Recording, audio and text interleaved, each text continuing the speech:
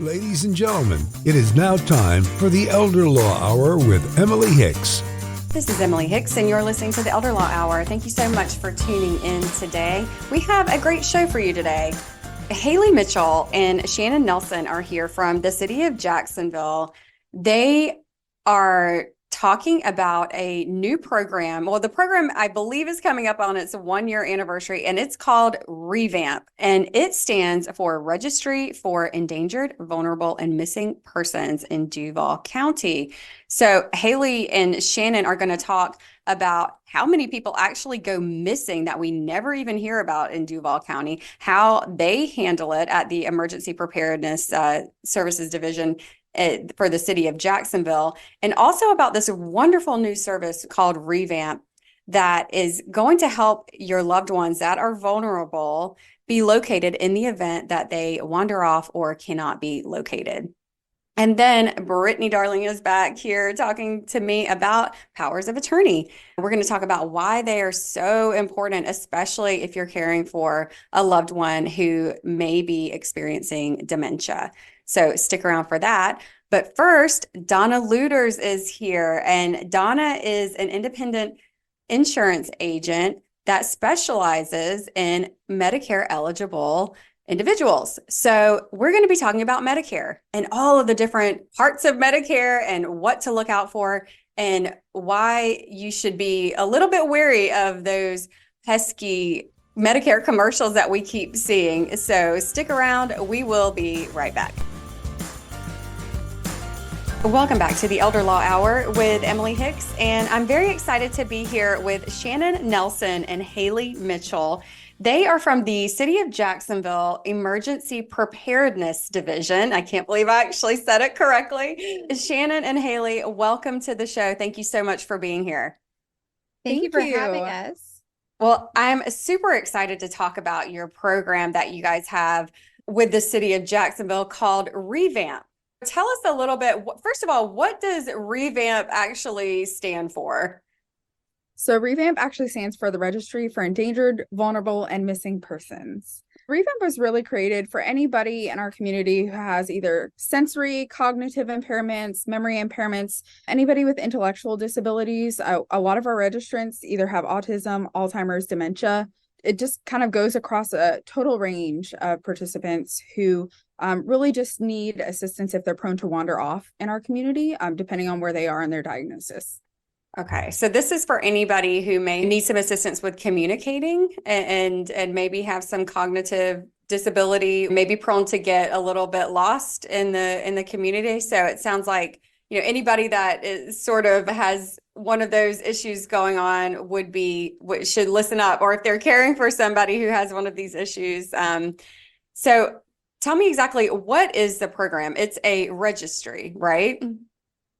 Yes, so it's a voluntary registry for anybody who meets those eligibility requirements that we just talked about, any sensory, cognitive, memory impairments, pretty much anybody who's prone to wander off. Our community responds to those calls for service, which Shannon can kind of give you kind of an overview on, but it's completely voluntary and they can just sign up through our division, and we kind of walk them through the whole process for sign up through actual calls.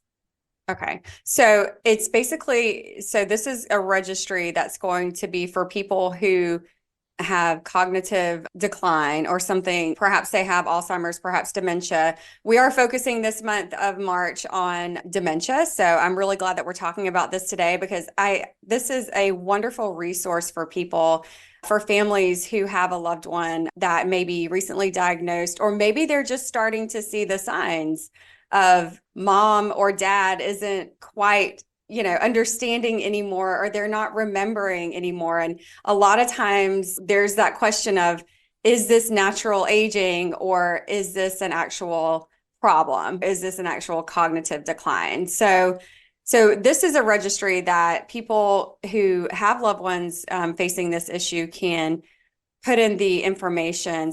This is going to then go to who? Our first responders. Is that right, Shannon? Yes. So first responders, when there's a call for a missing person, here in emergency management, monitor the calls for service continuously 24/7. And if there's a call for a missing person, we check the database to to see if that information matches. So if we have a match, we provide the information in the registry to first responders. That may be law enforcement, and then if it escalates, fire and rescue personnel on scene. Okay. And you guys actually, we were just talking a little bit before, you guys actually have a lot of calls about missing persons. I had no idea how many people are missing during the day. That's what drove the registry, and that drove the idea for the registry, that we monitor so many missing person calls here in emergency management. So we're the county warning point here in Duval County. And so it's one of the criteria. If there's a search activity for a person, we have to report that to the state. Well, if it's an escalated incident, and there are more escalated incidents than I think the community is aware of. So there can be upwards of 2 to 3 a day sometimes missing with cognitive issues, but they don't always escalate to needing a news release or an alert on your phone or something like that. But the first responders, typically law enforcement doesn't always escalate to fire and rescue personnel with the force multipliers, but they're out there searching and are able to safely return these missing home. But it's happening more often than people realize. Yeah. So by the time we see it on TV, it's already gone through a whole process, right? They've exhausted all their resources and now need the community at large to help. They've done everything they can. They've done searches, they've searched on foot. They've gone to businesses in the area. They've searched cameras. They've done everything that they possibly can. And now they need your help. So when you see those alerts go out, please, I think this is just another thing that we need to say, please take them seriously. Because if you're in the area, if you get an alert on your phone, or if you see something on social media that says last seen in the area, just keep your eyes open. If you live in that area, check your security cameras, because something with Alzheimer's and dementia, like we were talking about earlier, the Alzheimer's patients get tunnel vision. Their peripheral vision kind of diminishes as they progress into the disease. And they may just walk a straight line. What wouldn't be logical to you or I would be the course they're going to take. So they may walk into your backyard on accident. Take these pleas for the community's assistance seriously as well. So when they escalate to that point, law enforcement and all the first response agencies have exhausted their resources. Okay. As a member of just the public, I did not realize that it had gotten to that point in the process. When you see it on TV, it's so much has happened already. I just think all of that just kind of happens automatically, but so much is going on behind the scenes, right? Absolutely. Yes. So typically the family will call, they'll say, hey, this person's been missing. The law enforcement JSO will, if it's in Duval County, City of Jacksonville city limits, JSO will respond. They'll send a few officers out, then they'll multiply that, then they'll call in, the missing persons unit. If it escalates to that, they'll do a media release. If it escalates to you getting an alert on your phone, they've called in emergency management to assist. And then they'll escalate to bringing in fire and rescue personnel as a force multiplier, because we have so many response personnel. They'll bring in canines. If it's going to an escalated incident where you're seeing it on your phone or you're seeing it on the news, they've brought in air unit. Typically they've brought in canines, they've brought in drones, they've done everything to exhaust those resources, and now they need the community help. Oh, so, wow. Yeah. Okay. Yeah. So it's quite serious at that point. 100%. Yes. Yeah. You don't want your family member to get to that point. Oh No. God, I couldn't imagine. It's No. just the worst nightmare, right? So, but one of the great things about this program and this registry is that you really get a lot of details about the person's maybe patterns and behaviors, because, that's a challenge with people suffering with dementia or Alzheimer's. A lot of times they revert back to like childhood patterns and childhood memories. And a lot of times they really think that they still live on the street that they grew up on. So, what kind of information are you guys actually collecting so that it can help the first responders with locating the person? So our registry form is quite extensive. So what happens is we collect all the demographics that would go out on the missing person information that goes out to the media, of course, the standard. But then we also ask, like, what are their fascinations, their likes? Are they prone to go to water? Are they prone to like trains and vehicles? Because that'll tell you if they're going to try and be more mobile, if they're willing to go to the train tracks. We have a lot of retention ponds in Duval County. So that information is very important, especially with dementia too. They're prone to go to water as well too. So that's very important. We also kind of ask them about other fascinations like past addresses. Did they recently stop working or are they still working? Because a lot of times, as you said, they go back to a different time and place. A lot of those with dementia and Alzheimer's tend to get disoriented to time and place. Even like my experience with my grandma, she would think I was somebody else from maybe like 40 years ago. And I'm like, I wasn't even born. So sometimes they'll flip back very quickly too. And that can also make the search process a little bit harder too. So understanding that information and maybe where they're prone to go or options of where they would go is very important.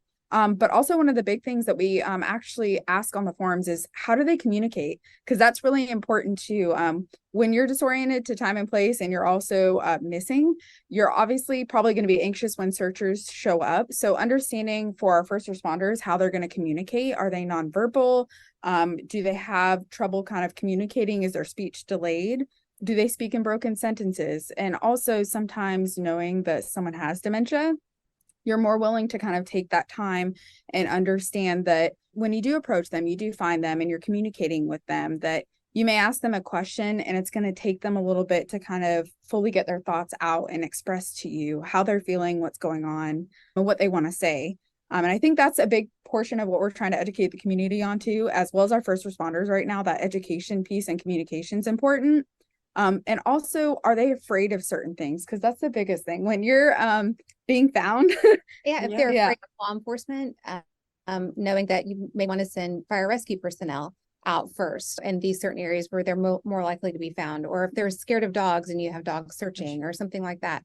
So understanding their fears, what their anxieties are, and what can better aid the search process and make it easier for both parties too. I will say that, Haley spent months perfecting the form. So while it may seem extensive, and we know that if you're listening to this and you're thinking about signing your family member up, we went over this extensively with law enforcement. What would better aid the search? What information do they need?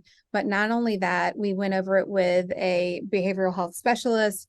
We've developed something that we've not seen it. We've seen programs like it in the country, but nothing like it specifically. So we took our time. We developed this form specifically. So if the information is asked for, please fill it out. It is very much, if it's not applicable to your loved one, that's one thing. But if you have the information, it's so critical. If you have a favorite fast food, if they're going to walk to this fast food place every day, please put that information in there. If they walk to McDonald's every morning for coffee, that's important. That's a very important detail. And just knowing that route that they would normally take, stuff like that.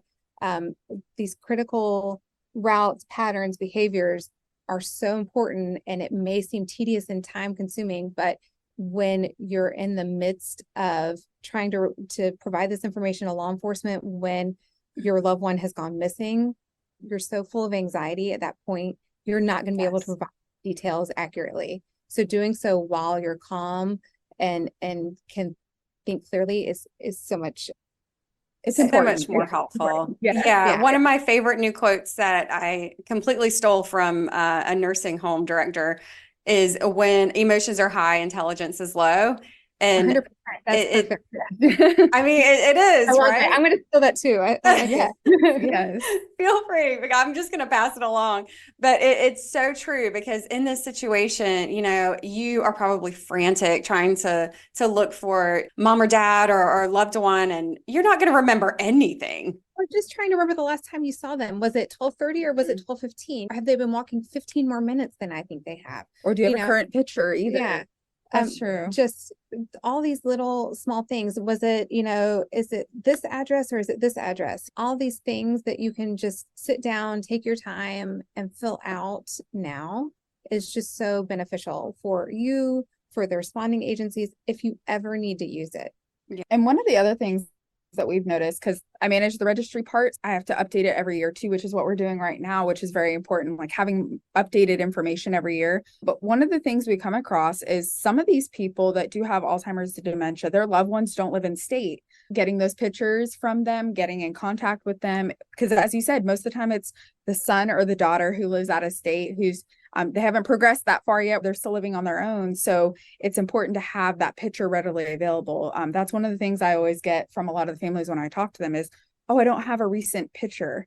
And so that's one of the things we try and promote, as well as JSO does. Take a picture every day if you're near them, or have them send you a picture. That way you have a most recent picture as well too for the search, because that's also helpful. People change every day. So yeah, absolutely. And the demographic of our loved ones that are suffering from dementia or Alzheimer's are usually not the people that are posting a lot of selfies on social media. So there's usually not like, oh, I'm having lunch at so and so and this is what I'm eating. Like, they're not doing that. So so yeah, getting those up to date habits and behaviors and pictures so that they're easier to find. But it sounds like you guys have really invested a lot of time in education around how to communicate and how to deal with people who do have cognitive decline. And so much of that seems to be passed on to the first responders as well, which is incredibly helpful because, like you were saying earlier, Shannon, about communication and like peripheral vision, that was one thing that I've learned recently through the practice, really with Alzheimer's Association and a lot of the wonderful community resources that we have are things like that. Like, you need to talk to people kind of face to face, straight on, and all those little tips and tricks that can make a tremendous difference with somebody that's lost, that's in the situation. Yes.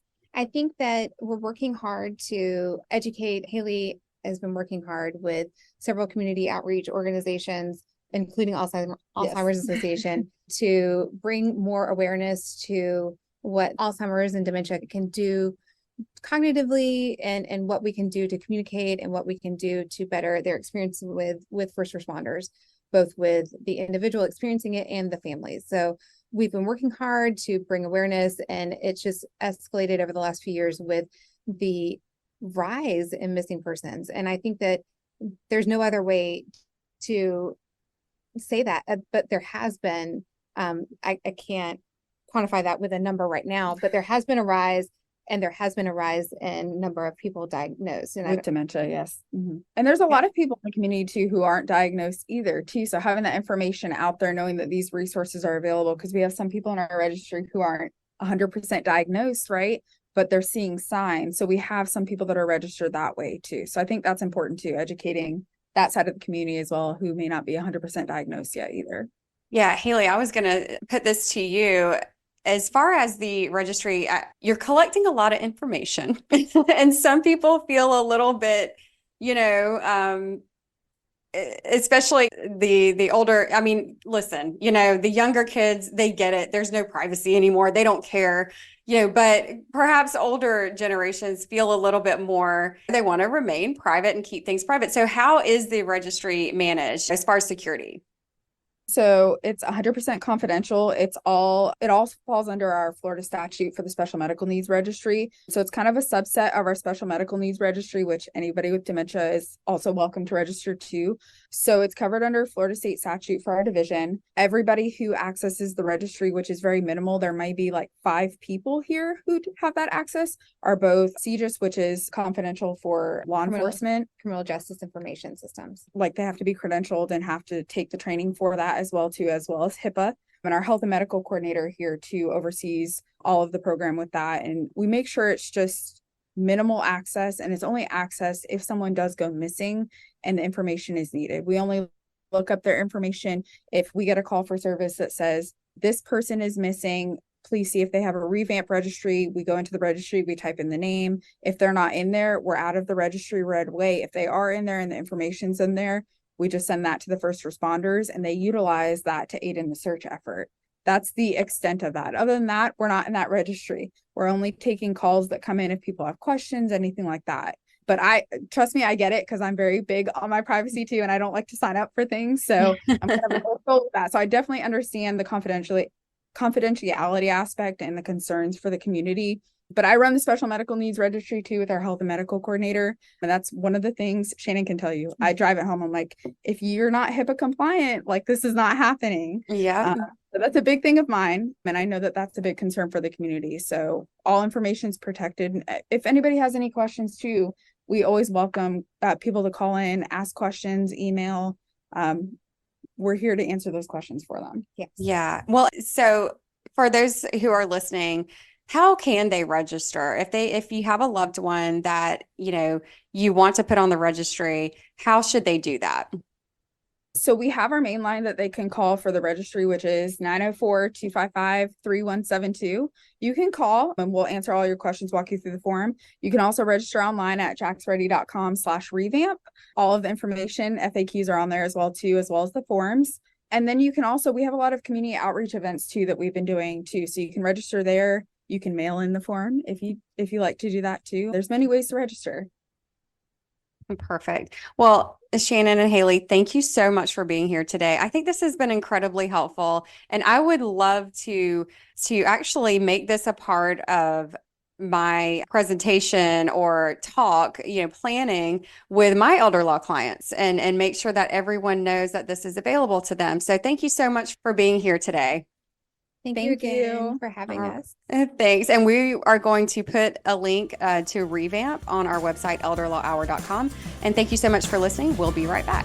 Are you approaching retirement or entering a new chapter of life? Now is the time to consider critical decisions that impact your future and the well-being of your loved ones. As you navigate this transition, ensure you've secured your legacy through proper estate planning. Don't fall into the common misconception that you and your spouse can make decisions for each other in times of legal incapacity without a plan in place. Without proper estate planning, you risk a probate judge making decisions for you, which can be costly and cumbersome for your spouse. Protect your assets and ensure they align with your unique circumstances and objectives. Avoid the default state laws that may not reflect your wishes and could lead to unintended consequences, such as disinheriting your spouse or forcing them to litigate your estate. You also may be considering the possibility of a new relationship after the loss of a spouse. It's essential to enter these relationships with clarity, safeguarding your assets and preserving existing family ties. A premarital agreement becomes crucial in these situations, providing legal protection and clarity. When it comes to your children, thoughtful estate planning is key. Protect their inheritance from squandering, divorces, lawsuits, and bankruptcies. Your hard-earned wealth should be a source of security, not vulnerability. Additionally, plan for long-term care, a significant consideration as you enter retirement. Secure a long-term care insurance policy while you still qualify, and explore alternatives that can convert into life insurance if not needed. Statistics show a 70% likelihood of requiring long-term care after the age of 65, making proactive planning essential. Our team can guide you through this process, helping you replace impersonal state-written plans with a tailored approach that safeguards your assets and family. Don't overlook estate planning as you approach retirement. Book a call with us today to secure your future with confidence. Visit emilyhickslaw.com and book a call today. We'd love to help. Welcome back to the Elder Law Hour with Emily Hicks, and I have a very special guest with us here today. It's Donna Lueders, and Donna is an independent insurance agent who's focused on Medicare eligible individuals. Donna, welcome to the show.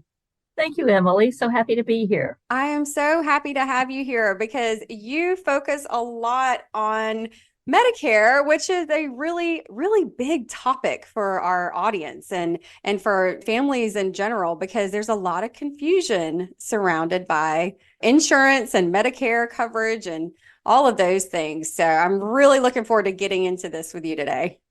Awesome. Yes, I'm excited to hopefully peel back the onion a little bit and be able to provide some insight for the listeners so that they're less confused than they were before they joined I'm us. sure you will. I'm sure you will, because we seem to be really inundated with commercials about Medicare plans, right? I mean, I get these questions a lot about, do I know what they should be doing. What should I change my coverage? Why do they keep advertising these things? It's all very confusing to people. So let's just kind of start from the beginning with the basics. And like, when does someone become eligible for Medicare? And let's talk about the different types of people that are eligible. So most people know you have to be 65, right? Correct. Turning Okay. 65 Okay. is when you become eligible for Medicare, Parts A and Part B, or if you have a disability and you're in your 25th month, you would then automatically qualify to become Medicare eligible, or Okay. if you're in the end stage of renal disease. Oh, okay. Yes. So for the most part, this is going to be the program that is for our senior population who, perhaps they're no longer working. The question becomes, when do you want to start getting on a Medicare? Obviously, if you're not working anymore, that's a good option for you, right? That's correct. Correct. And I'm glad you brought this up, Emily, because so oftentimes say you're past 65, but you have opted to continue to work till maybe 67 or 70 or whenever, because you're enjoying what you do. There's certain suggestions that I would expound upon for people to explore, and that is, perhaps enrolling in your Medicare Part B should not be automatically when you turn 65. Okay. You can do so when you're Part A, but not your Part B, because then your clock begins to tick on several other different options. For those of you who don't know, most people are fairly familiar with Medicare. So Part A is acute care, which means hospital, right, Donna? Correct. Okay. Correct. And then Part B is going to be your regular office visits, things like that. Office visits, lab visits, those types of, your routine primary care to keep you healthy. Yes. Okay. What clock starts ticking if you do enroll in B? What do you mean by that? Okay. I'll give a couple of scenarios. Say Okay. you are turning 65. You have 3 months before your birthday month, and 3 months after your birthday to enroll in Medicare Part B. Okay. And if for some reason you opt not to enroll in Part B, then you would have to provide CMS that you had credible coverage during the time that has expired when you first enroll in Part B. Okay. Okay. So say you're 70 years old and you have your Part A already, and you've had that since you've been 65. But then all of a sudden you say, well, I think I'm going to retire now and I'm going to enroll in Part B. You go back into Social Security and you apply for your Part B. And then the effective date is going to be the first date of the month in which, the preceding month. And so then your clock will start ticking for your Part B. And as you know, Emily, Part A and B is 80-20. Right. Where you would have to pay 20% of any out-of-pocket expenses, unless Gotcha. you were to get a Medigap, which is the supplement plan, or Part C, which we'll go into. Okay. So you spoke a little bit about enrollment, and I understand you have the 3 months before, then your birth month, and then the 3 months after that. So I said that you have that period of time to enroll, right? There's a lot of question about that because there's what's, I guess, self-enrollment versus automatic. And when is someone automatically enrolled? Is that if you are already drawing Social Security, you're automatically enrolled? Is that a thing, Donna? Is that right? It is a thing. Yes. Okay, good. Yes. Absolutely. Is that a correct statement? Yeah. Okay. And most of the time, individuals will automatically get like Part A. Okay. They'll get this card that says, "Oh, you've got Part A," but the Part B has not yet been activated. Okay. And that's what they would need to apply for is to activate their Part B. Okay. So the automatic would just be Part A, is what you're Yes, saying. ma'am. Okay. Well, that's good to know. Yeah. So you think you're just automatically enrolled, and in surprise, you're not. Surprise, you're Not in not. everything Yes. anyway. Yes. Yes. Okay. What's the process like for you when someone comes to you and maybe they've become eligible, let's say they're no longer working. So what are the scenarios that you go over with them, or how does that process begin with you as far as like helping them determine what the best plan for them is? And can we talk a little bit about, I guess, what those options are? So we know we have A and B, and Correct. then we have the A and B and supplemental, which you said Medigap and supplemental are interchangeable. Is that right? Yes, that's the same thing. Just depends on what book you're reading. Right. Okay. And Yes. then we have the infamous C Advantage plans that Yes. everybody seems to be like super confused about, and that the commercials are all about, right? Is that Correct. what's advertised on the commercials all the time? That is primarily what you're seeing is on the commercials is your Part C, which are the Medicare Advantage plans. Yes. Okay. So those are Medicare Advantage plans. And my understanding of that is that that's a complete replacement of Medicare, Yes. right? It is. It Okay. is. It will. So walking you through the steps, what would happen is when I am contacted by a client, the first thing we do is we spend time evaluating what they want their healthcare to look like in the Okay. future. Right. That is first and foremost, because that will then help determine which route this individual wants to go through. And it's not up to me to make that determination. It is up to that client to really decide. So Yeah. we have an hour and a half to really get to know what they think and then lay out the different options, which would be, you can stay in original Medicare, which is your Part A and Part B, and then have a supplement plan to help offset that 80-20, that 20% out of pocket expenses that you would be exposed to. And that's your copay that you're talking about, right? Yes, That you ma'am. have to Your pay for your copays. office visits. Okay. And then there's also a Part D that's involved, which is your prescription drug plan. We didn't even talk about this yet. That's No, right. we Part have D not. is Part prescription. D is your prescription drug plan. Okay. And so the Medigap, the Medicare supplement plans do not cover drugs, hearing, vision, or dental. So you would have to, I liken that to be an a la carte process. So when you enroll in original Medicare and then you opt for the supplement, the Medigap plan, Yeah. then you also would need to get a prescription drug plan. Okay. And this is where the carriers come into factor. The Medicare supplement plans is a baseline. They're all basically the same thing. They all have to offer the same thing, but the different carriers offer different price points, and those price points are determined by the value added benefits.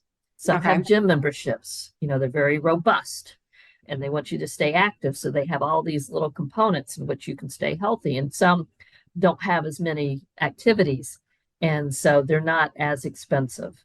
But a plan G is a plan G is a plan G, regardless if you go through, ABC carrier to, XYZ carrier. Okay. And that's on your supplement side. Right. So on the supplement side, we have, is it just F, G, and N? Are those the three options? Oh no, Donna, you're going to tell me there's more, aren't you? I am. Those are the only three I know about. No. No, please. There are 10 options depending on when you were born or when you become or when you're eligible, because there's two options that unless you were born or unless you were eligible before 2020, you can't even look at. So let me back up for this reason. the Medicare supplement plans, the reason a person would select a Medicare supplement plan is because they want flexibility in their health care. They want to be able to travel and go to any place in the continental United States that accepts Medicare. Okay. So you have a lot of flexibility with that. So you're not locked into a network, is what you're saying. Okay. Correct. You are not like locked an in. HMO would be. Correct. Okay. Okay. Correct. Perfect. So that's the biggest difference between the Medicare supplement plans, Medigap plans, the words are interchangeable, and then a Plan C, which the Plan C are your Medicare Advantage plans, and those are your HMOs, your PPO plans that take your dental, your hearing, your vision, your medicines, all of that, and they combine them into one plan. Okay. And so the C Advantage plans, these are going to be a replacement of A and B as well, right? So it's going to take Yes. all of it and throw it into one thing, but they're going to be either HMO or PPO, right? Correct. Okay. Yes. So you're either going to have your network that you have to stay in, or you're going to have or if you choose a different plan. So this is like what you would get on the exchange nowadays, right? Correct. There's like so much has changed with insurance in the last few years with having the exchange and going on and picking your plan. And it's become a lot of work, like trying to figure it all out. It is. And I'm working with, an attorney right now, just because you want to focus on what your industry, what you're an expert at, and not trying to decipher which route is the best route for me. Certainly. Yeah. I certainly don't give insurance advice, I can tell you. But I know somebody. Yes, exactly. I know somebody. And I think it's really critical to be able to lay it out in front of a client so that they can take the time to digest the information and they can make that informed decision. Now, is the decision that they make, is that it for the rest of their lives? It depends. Not necessarily. It is not. Because we all hope not, right? Because yes. You can't make these changes quick, like overnight. If you're in a plan that you don't want to be in, what is the process like for changing it? Do you have to wait until open enrollment, or how does that work like it would a normal insurance plan? It depends. It depends. I knew you were going to say it depends. That's my stock answer for everything as a lawyer, Donna. Yeah. And quite frankly, I was hoping that you wouldn't use that against me. Well, my apologies. Does depend, right? So it does depend. And I think I did take this from you, because each case, as you know, each case is different. And there are certain periods throughout the year in which, depending on what type of insurance the individual has, they could be able to switch. Okay. The one that everyone is most familiar with is the annual enrollment period, which is that October 15th through December 7th period. Right. And that's when you see everybody switching from every plan possible. Mm-hmm. But throughout, for the rest of the year, there's also opportunities. The only exception to that rule is your prescription drug plans. Okay. So if you're on an independent prescription drug plan, the only time you can switch that is during that period of time, October 15th through December 7th. Okay. And is that regardless of a new diagnosis, or let's, we're really focusing a lot on dementia. And so let's say, I know there's some new drugs that just came out for Alzheimer's. And I won't get into whether or not it's covered or whatever, because I don't know the details of any of that. That would be a little too much to cover on this show. But let's say you get a new diagnosis. Is that something you still have to kind of wait it out as far as like changing whatever prescription or plan that you're on, that doesn't trigger any kind of automatic enrollment, For the majority, it would not. because I'm just thinking of things like in the exchange where it's, if you have a new baby or some big life change, you can usually, have it triggers an exception for enrollment, but a diagnosis wouldn't necessarily do that, is what you're saying. No, Okay. it would not. And again, there are exceptions. But for the most part, yeah. For the most part, no.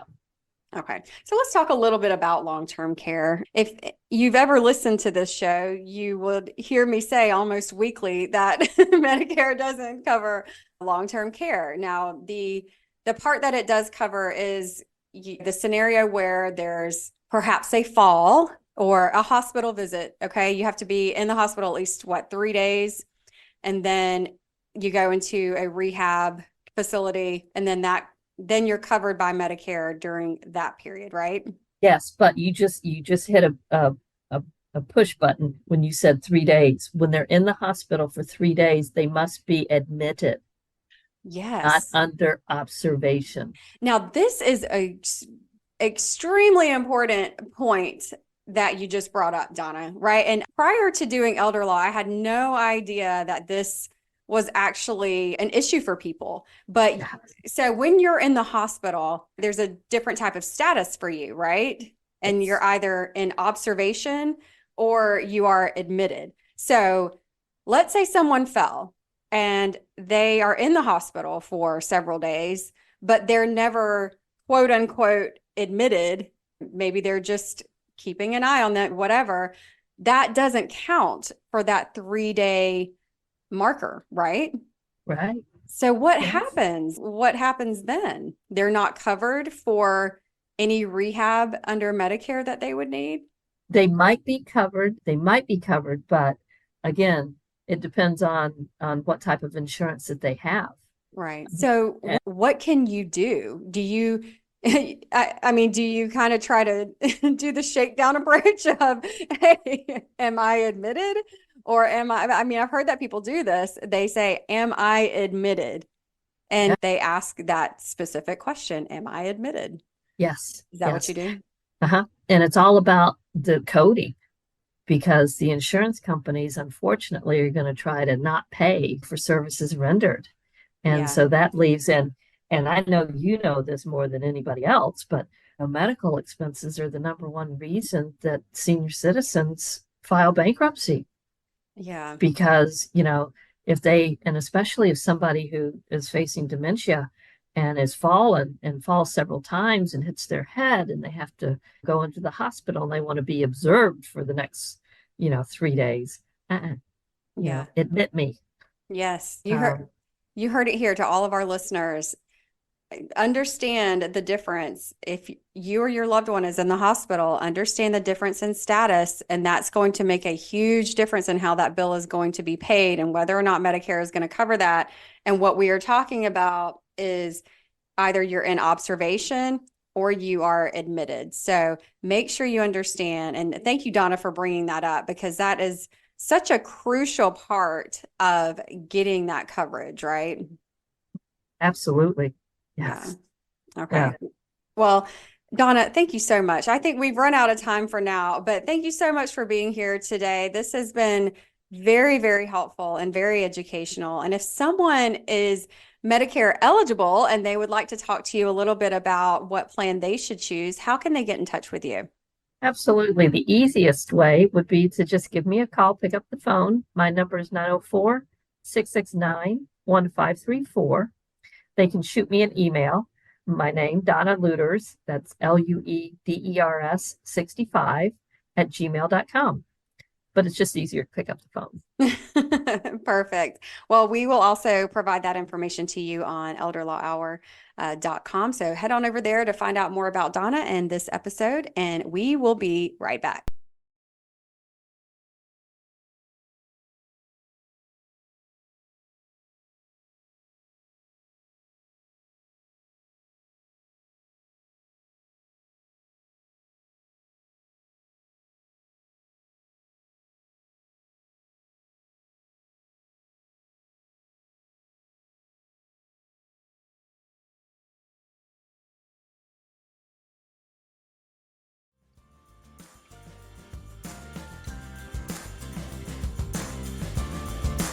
This is Emily Hicks with Emily Hicks Law, and I'm excited to announce that we will be doing a live show on March 30th for the Elder Law Hour.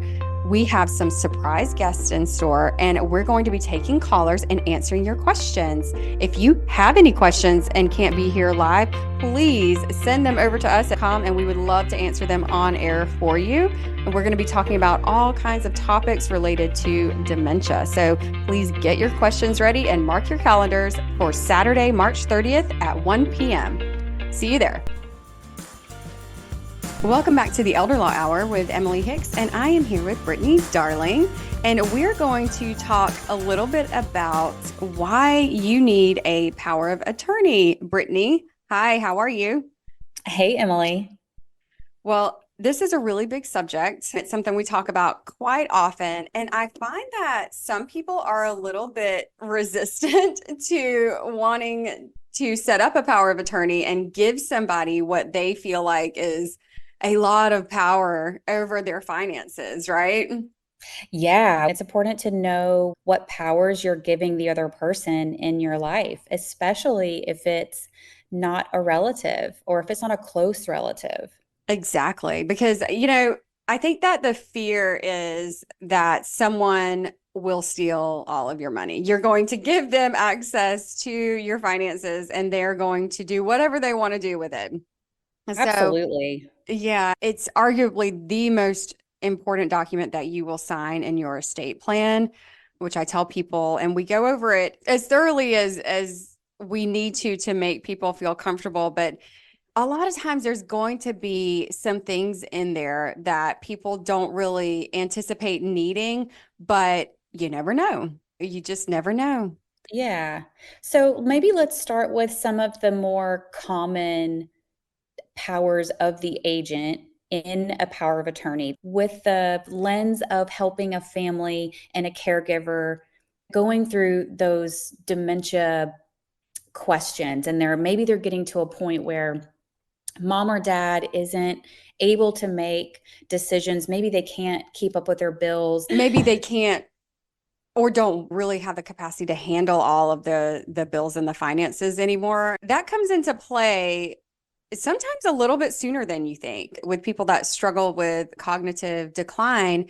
And I want to stress that the important thing is if you are starting to see the signs of a loved one experiencing dementia or experiencing any form of cognitive decline, it's so important to go ahead and get your estate plan done because we want to do everything when they have capacity.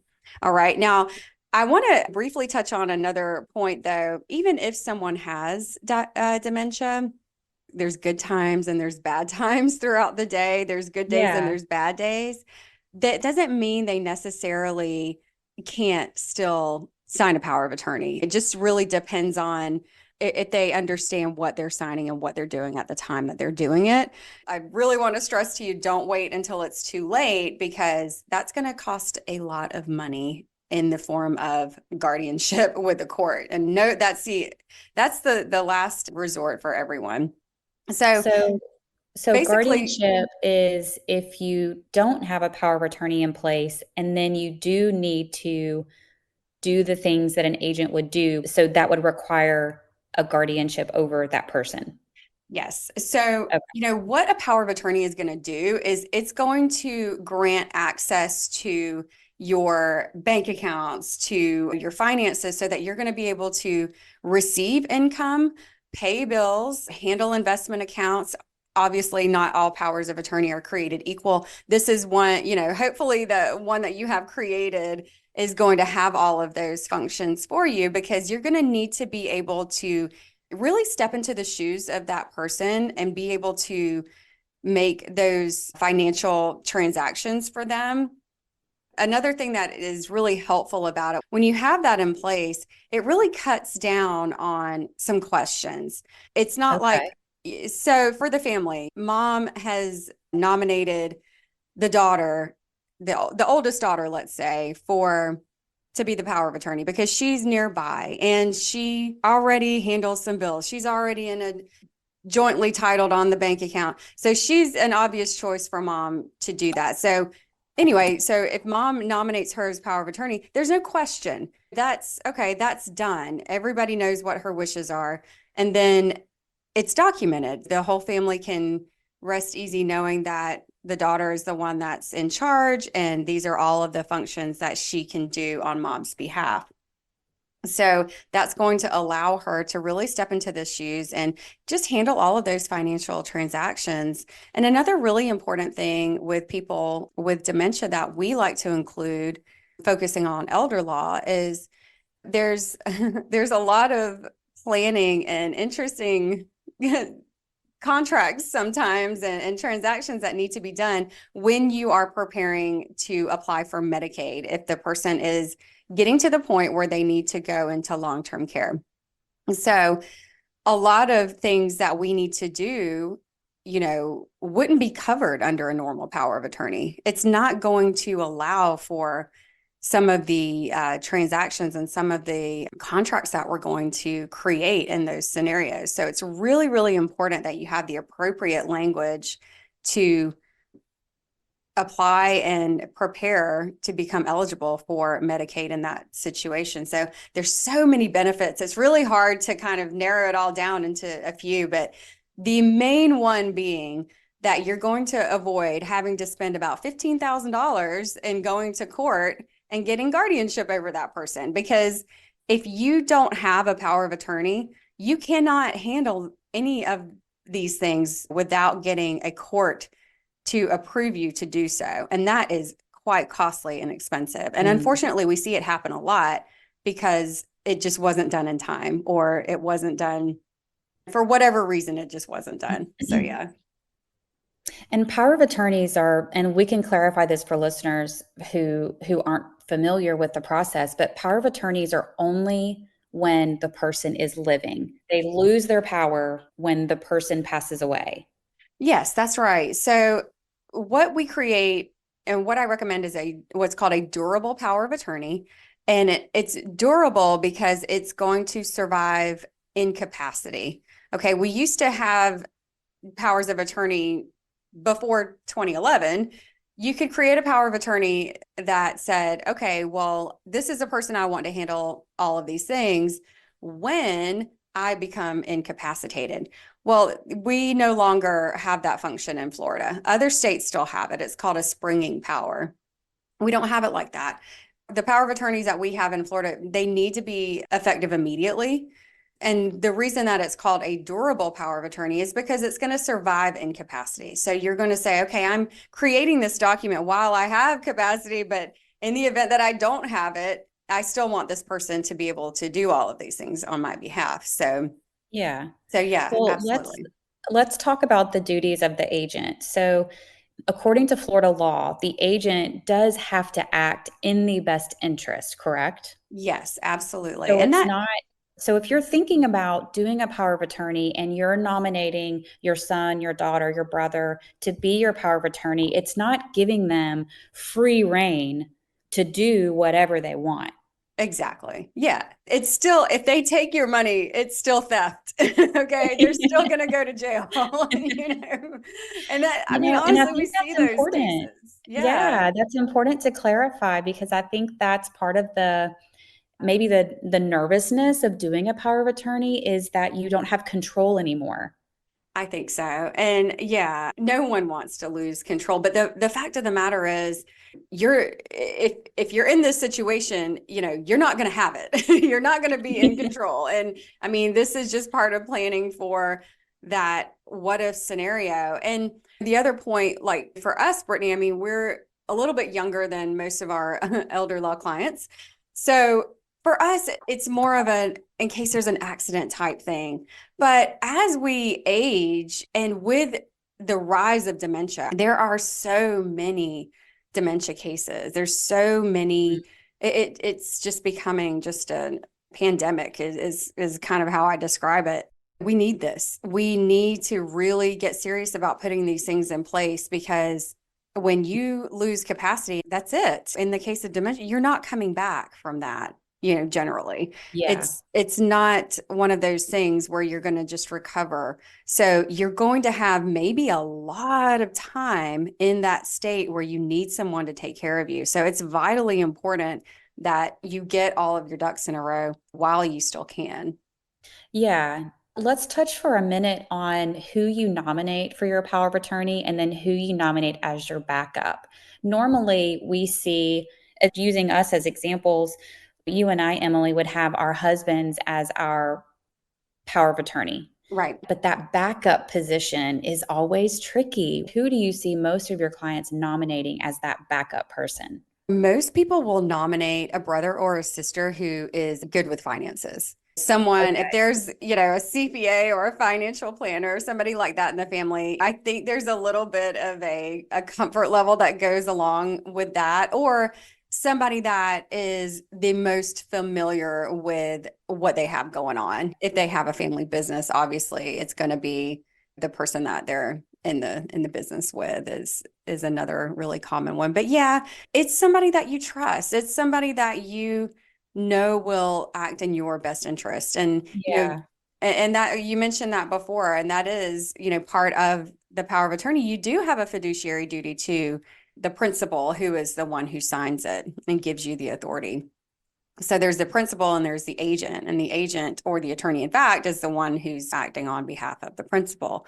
So you do have that duty to them, and you can be held accountable for that. So it's a big responsibility.